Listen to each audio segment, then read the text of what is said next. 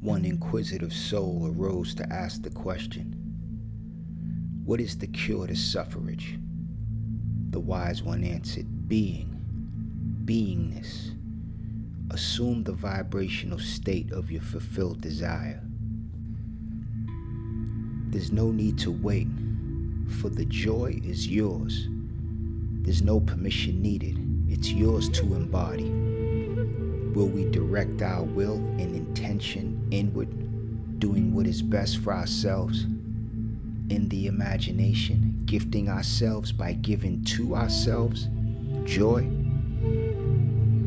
Wisdom is supreme, so pray for it. But with all thy getting, get understanding. 'Cause ignorance is bliss is a lie, unless you're one who's bent on bearing no responsibility for your own life. Ignorance is no longer an excuse for the self-realized God incarnate. For far too long we've been pulled outward, indoctrinated into a culture of idolatry and externalism. VIP access to vibrationally low, false highs that are short-lived. The allegory of the prodigal son is relative to all. It's symbolic of the journey of the spirit wrapped in flesh. Spiritually immature and unaware, loses touch with the inner and begins to chase after the appearance of things, begins to deem that the grass is greener on the outer, laboring for fulfillment, but finds himself eating with pigs, exhausted and empty. Hitting bottom, he realizes there's no place like home.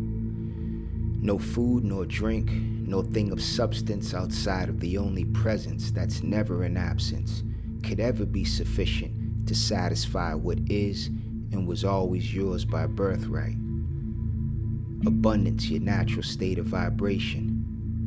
Joy, the spirit's baseline frequency. Somehow, under loving grace and perfection, the sacred spell of amnesia was cast upon you. We would forget for a time whose and what we are. Ushered into this body of flesh, sensory overload. Each one of us pushed out of the nest and forced to grow wings on the way down. We begin to grow and mature, becoming self-conscious, each one in their own perfect timing, on your own path, your own personal experiences. Each one working out your own salvation, penning your own story. Each one an individual expression of the one omnipotent and omniscient source. But becoming self-conscious doesn't necessarily equate to true self-knowledge and awareness. Having the awareness and the unshaken faith and conviction that you are heir to the throne, aware that you hold the keys to your own acres of diamonds. Many are called, but only a few enter in. We've been gifted with the inner eye and inner ear to see and hear the intuitive nudge that says, this is the way, walk in it. And if you can hear my voice, then this is your calling. There's no coincidences. You're here to participate in your own unfoldment. The time is now to give yourself the feeling of your wish fulfilled. Gift yourself the feeling of fulfillment. The success that you thought was far off in the distance, it resides innermost, right beyond the veil, closer to you than breath and limb. That healing of the loved one that you thought would take a miraculous feat, no longer should you yearn thinking of, but begin to think and feel from, as if the miracle has already been done.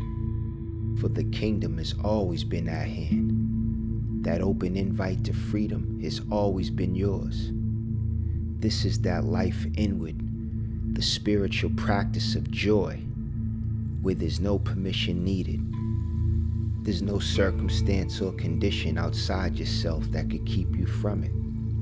Joy is at the higher end of the spectrum, pure and loving creative energy of a much greater frequency and vibrational state, a fruit of the spirit, of inner origin. No one can give it to you, and not one can take it from you. A change of feeling is a change of destiny.